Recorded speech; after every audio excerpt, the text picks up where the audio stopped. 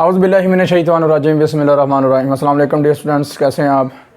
हमारा टॉपिक चल रहा है मैथ्स लीनियर अलजेब्रा में। हम बात कर रहे हैं हायर मैथमेटिक्स में इंडियन यूनिवर्सिटीज़ को फॉलो करके और पाकिस्तान में इंजीनियरिंग यूईटी को फॉलो करके और बहुत ज़्यादा यूनिवर्सिटीज़ के अंदर जो सिलेबस पढ़ाया जाता है इंजीनियरिंग में, इंजीनियरिंग का आप कह सकते हो बेसिक जो है ना इंजीनियरिंग को फॉलो किया जा रहा है। तो देन डियर फ्रेंड्स, अगर आप हमारे चैनल पर न्यू ना, सबसे पहले हमारे चैनल को सब्सक्राइब करें क्योंकि मैं बहुत ज़्यादा ऐसी बड़े मज़े की वीडियोस लेके आने वाला हूँ।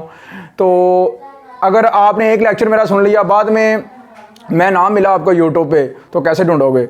तो प्लीज़ मेहरबानी करके पहले आप चैनल को सब्सक्राइब करो, बेल आइकन के बटन को लाजमी प्रेस करो क्योंकि नोटिफिकेशन मिलता रहे, ठीक है। और ज़्यादा से ज़्यादा जो ना आपके व्हाट्सअप ग्रुप हैं उनमें शेयर करें और फेसबुक पे ज़्यादा से ज़्यादा शेयर करें, ठीक है। इंडियन स्टूडेंट एंड पाकिस्तान सब बैठ के स्टडी करो, अच्छे से स्टडी करो, ठीक है, और ध्यान से स्टडी करो।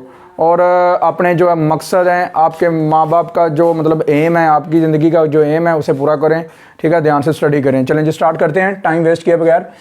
आज का जो टॉपिक था मेरे पास वो था मैट्रिक्स, और उसमें आज बड़े टेक्निकल से मैट्रिक्स हैं जो कि बीएस में पढ़े जाते हैं, बीएस ऑनर मैथमेटिक्स में या इंजीनियरिंग की मतलब कि जो बुक है उसमें कहीं ना कहीं वो पूछ लेता है ऑब्जेक्टिव के तौर पे, और मतलब कहीं ना कहीं आईटी में पूछ लेता है। तो आज बड़े मज़े की ये वीडियो है आज की, बड़े ध्यान से करनी है आपने।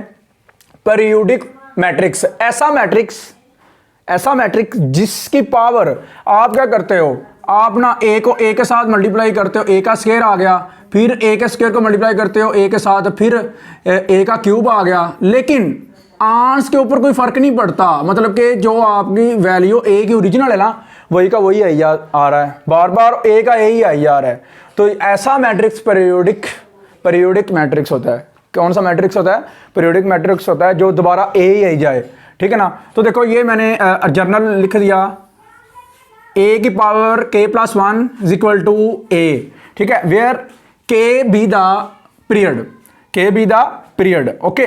मतलब कि k जो है ना वो पीरियड है इस मैट्रिक्स पीरियोडिक मैट्रिक्स का, ठीक है ना। मिसाल के तौर पे मेरे पास आता है a की पावर 10 = a, इसे हम ऐसे लिख सकते हैं ना, a की पावर 9 + 1 = a। अब इसका पीरियड 9 है क्योंकि इसे इस तरह की फॉर्म में लिखना पड़ेगा, समझ लगी बात की। तो ये ध्यान से आपने देख लेना है, ठीक है जी। उसके बाद इफ पुट k = 1 करते हो, सिर्फ स्पेसिफिक केस है ये, तो a का स्क्वायर = a आ गया।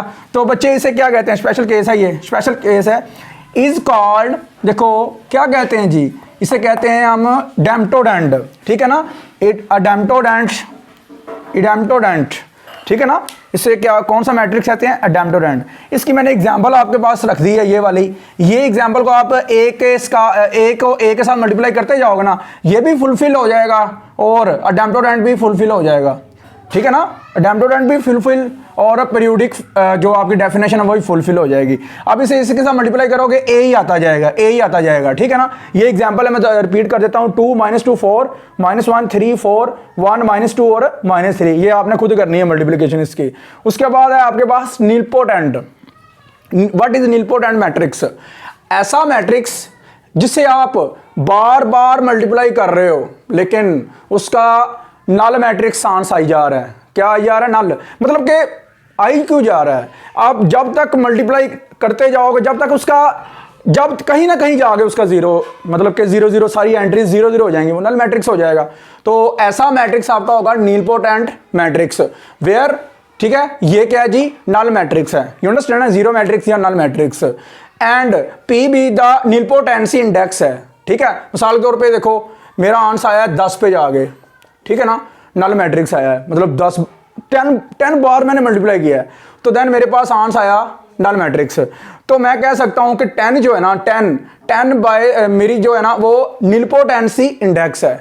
10 जो मेरा नीलपोटेंसी इंडेक्स आ गया है मेरे पास। फॉर एग्जाम्पल, ये आपने एग्जाम्पल ले लेनी है, इस पर आपने एक्सपेरिमेंट सारे करने हैं, खुद करने हैं, ठीक है। 1 1 3 5 2 6 -2 -1 और -3, इससे आपने करना है ध्यान से। नीलपोटेंसी जो ना इसका इंडेक्स निकाल लेना, क्या निकलेगा मुझे नहीं पता, ये आपने कर लेना खुद ही, ठीक है ना। उसके बाद है इन्वोल्यूटरी मैट्रिक्स। क्या चीज़ है इन्वोल्यूटरी मैट्रिक्स? इफ जब ए का जो स्क्वायर है ना, ए को आप ए के साथ मल्टीप्लाई करते हो, दस्ती आपके पास क्या होता है? आइडेंटिटी आ जाता है। क्या आ जाता है? आइडेंटिटी, ठीक है ना। आइडेंटिटी पता है ना क्या होती है? आपके पास आइडेंटिटी 2/2 की, ठीक है, समझ लगी बात की, और 3/3 की भी आपको पता है, 4/4 की आइडेंटिटी का तो आपको पता ही है सारा। आइडेंटिटी मैट्रिक्स मैंने सबसे पहले लेक्चर में करवाया है, ये आइडेंटिटी मैट्रिक्स कौन सा होता है। तो where I is identity matrix, तो ए का square is equal to I आएगा, तो ये होगा इन्वोल्यूटरी मैट्रिक्स। फॉर एग्जांपल ये आपने छोटी सी एग्जांपल लेनी है, 1 -1 0 0 -1 0 और 0 और 1, ठीक है ना। ये एग्जांपल लेकर आपने आगे चलना है इन्वोल्यूटरी के लिए, ठीक है ना। अब कुछ और चीज़ें हैं वो भी मैं थोड़ी सी आपके साथ डिस्कस कर लेता हूँ। देखें ज़रा, आपने क्या करना है, देखो ज़रा, आपने करना ये है कि अगर आपको पेपर में वो ये पूछ लेता है कि order of A is equal to 2×3 2/3 and order of B is equal to 3/1, then find, paper में पूछना ले, then find order of A B is equal to. तो बच्चे याद रखना, मल्टीप्लिकेशन तब भी मुमकिन होती है अगर पहले के कॉलम और दूसरी की रोज सेम होंगी तो आपके पास मल्टीप्लिकेशन मुमकिन, अदरवाइज नहीं। तो ये दोनों कट जाते हैं, ये क्या हो जाते हैं, दोनों मल्टीप्लिकेशन करते करते कट जाते हैं ऑर्डर, और ये 2 और 1 बचेगा, तो ये इसका न्यू ऑर्डर आएगा A क्रॉस B का। ओके जी, इस तरह के क्वेश्चन आप इस तरह सॉल्व कर सकते हो। अच्छा जी, अगर आप हमारे चैनल पर न्यू तो सबसे पहले हमारे चैनल को सब्सक्राइब कर लेना, ठीक है ना, और ज़्यादा से ज़्यादा दुआओं में याद रखा करें। ओके, अल्लाह हाफिज़, take care, best of luck.